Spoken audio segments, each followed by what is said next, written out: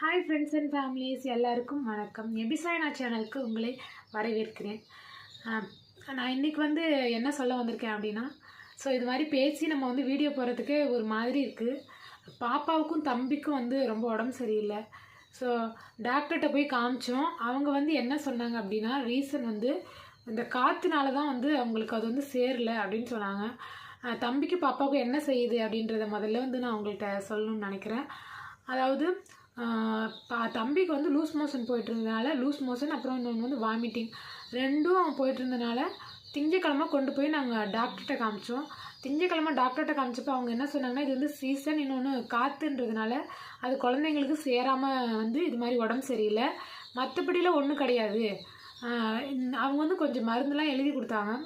இதை நீங்கள் ஃபாலோ பண்ணுங்கள், கண்டிப்பாக அவங்க சரியாயிடும் அப்படின்னு சொன்னாங்க.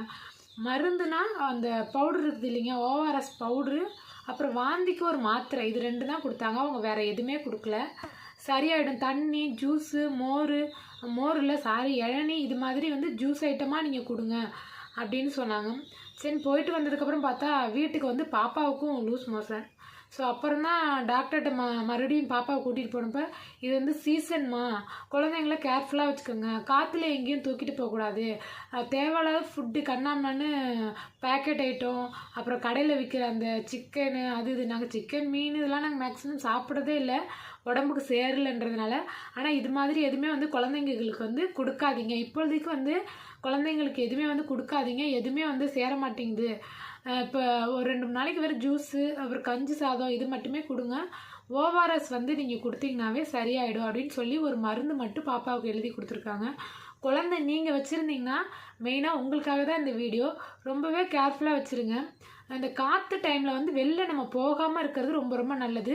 இந்த காற்று குழந்தைங்களுக்கு சேரவே சேராது. இது குழந்தை வச்சுருக்கவங்களுக்கு தெரியும். நம்மளோட மாமியாரோ இல்லை பாட்டிமாரோ இல்லை அம்மாவே சொல்லுவாங்க, இந்த டைமில் தான் நீ ஷாப்பிங் போகணுமா, இந்த டைமில் தான் நீ அங்கே போகணுமா, இங்கே போகணுமா, அதை கண்ட்ரோல் பண்ணு, குழந்தைய பத்திரமா பார்த்துக்குவேன்னு சொல்லுவாங்க. ஆனால் நம்ம அதை கேட்கறதே இல்லை. நம்ம அங்கே போகிறது இங்கே போகிறது. ஆனால் நான் எங்கேயுமே போகலை, வீட்டிலே தான் இருக்கிறேன். என் குழந்தைங்க சும்மா வெளில தான் விளையாண்டாங்க. இந்த காற்று ஏன் சேரலை என்ன ஏதுன்னு தெரில. ஆனால் கிளைமேட் சேஞ்சினால அவங்களுக்கு உடம்பு சரியில்லைன்னு சொல்கிறாங்க. நீங்கள் குழந்தை வச்சுருந்தீங்கன்னா குழந்தைய பத்திரமா பார்த்துக்குங்க. இதனால தான் நம்ம கண்டினியூவாக வீடியோ போடவே முடியல. பாப்பாவுக்கும் தம்பிக்கும் உடம்பு சரியில்லை, அதனால தான் வீடியோ கண்டினியூவாக போட முடியல. நம்மளோட சப்ஸ்கிரைபருக்கு எல்லாருக்குமே தேங்க்யூ. நம்மளோட சேனலை பார்த்து சப்போர்ட் பண்ணுற எல்லாருக்குமே தேங்க்யூ. தொடர்ந்து நம்மளோட சேனலுக்கு சப்போர்ட் பண்ணுங்கள். தொடர்ந்து நம்மளோட வீடியோ கண்டிப்பாக அப்லோட் பண்ணிகிட்டே இருப்போம். நீங்கள் இல்லாமல் நாங்கள் இல்லை. ப்ளீஸ் உங்களோட சப்போர்ட் எங்களுக்கு வேணும். 2 குழந்தையும் பார்த்துக்கிட்டு வெளியில் கண்டிப்பாக வேலைக்கு போக வாய்ப்பு எனக்கு இல்லை. 2 குழந்தை ப்ளஸ் என்னோட குழந்தைய பார்த்துக்கிறதுக்கு யாருமே இல்லை. அம்மாவும் கிடையாது, அப்பா கிடையாது. மாமியார் கொஞ்சம் உடம்பு சரியில்லாதவங்க, ஹார்ட் பேஷண்ட், அதனால் குழந்தை பார்த்துக்கிறதுக்கு யாருமே இல்லை. வேலைக்கு போகிறதான சூழ்நிலை கிடையாது. வாடகை வீட்டில் தான் இருக்கோம். எங்கள் வீட்டுக்காரங்க மட்டும்தான் சம்பாதிக்கிறாங்க. அந்த வருமானம் பத்தலை. சரி, எப்படியாவது நம்ம யூடியூப்பில் ஒரு சேனல் ஸ்டார்ட் பண்ணி அதில் எப்படியாவது நம்ம வருமானம் இது பண்ணலாம், அது கொஞ்சம் நம்மளுக்கு ஹெல்ப்பாக இருக்கும், யூஸ்ஃபுல்லாக இருக்கும் அப்படின்னு சொல்லி தான் சேனல் ஸ்டார்ட் பண்ணேன். சேனல் ஸ்டார்ட் பண்ணி 1 வருஷம் ஆச்சு. இப்போ தான் 1000 சப்ஸ்கிரைபரே நம்ம தொட போகிறோம். இடையில நிறைய பிரச்சனை, குழந்தைங்க வச்சுருக்கிறதுனால குழந்தைங்களுக்கு உடம்பு சரியில்லை, அப்புறம் இடையில அப்பா இறந்துட்டாங்க, நிறைய வீடியோவே போடவே முடியறதில்ல. ஏன்னா 2 குழந்தைங்களும் நம்ம தான் பார்த்துக்கணும், வீடியோ பிடிக்கிறதுக்கு ஆள் கிடையாது. நம்மளே தான் வீடியோ பிடிச்சிக்கணும், நம்மளே தான் செல் யூஸ் பண்ணி வீடியோ பிடிச்சிக்கிறோம், நம்மளே தான் அதை அப்லோட் பண்ணிக்கிறோம். குழந்தைய பார்த்துக்கிறதுக்கு ஆள் இருந்தால் கூட சரி நம்ம ஏதோ வீடியோ போடலாம். நம்மளோட சுற்றி உள்ள சூழ்நிலை ரொம்ப இக்கட்டான சூழ்நிலை. எல்லாருக்கும் கொடுத்து உதவுற நிலமையில நம்ம இருக்கோம். ஆனால் யாருக்குமே நம்மளால் கொடுக்க முடியல, செய்ய முடியல. அது ரொம்ப ரொம்ப வருத்தமாக இருக்குது. யாருமே கொடுக்கக்கூடிய சூழ்நிலையில் இருப்பாங்க, ஆனால் அவங்க கொடுக்கவே மாட்டாங்க.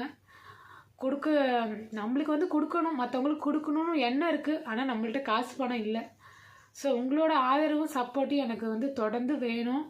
என்னோடய யூடியூப் சேனல் நான் உங்களை நம்பி தான் ஸ்டார்ட் பண்ணியிருக்கேன்.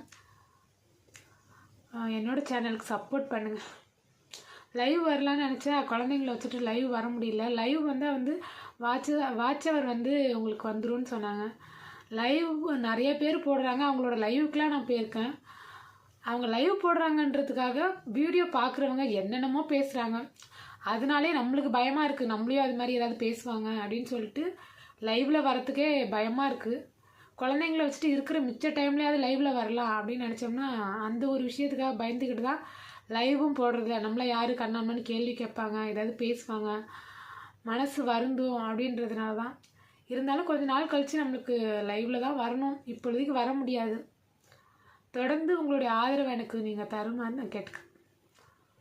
தொடர்ந்து நம்மளோட சேனலில் வீடியோ வரும், சப்போர்ட் பண்ணுங்கள். என்னோட லைஃப் ஸ்டோரியை கொஞ்ச நாள் கழித்து கண்டிப்பாக நம்ம போடுறோம். ஸோ என்னை பற்றி உங்களுக்கு நான் அறிமுகப்படுத்திக்கணும், நான் யார், எங்கே இருக்கேன், என்ன ஏது அப்படின்னு சொல்லி உங்களுக்கு நான் சொல்லணும் இல்லையா?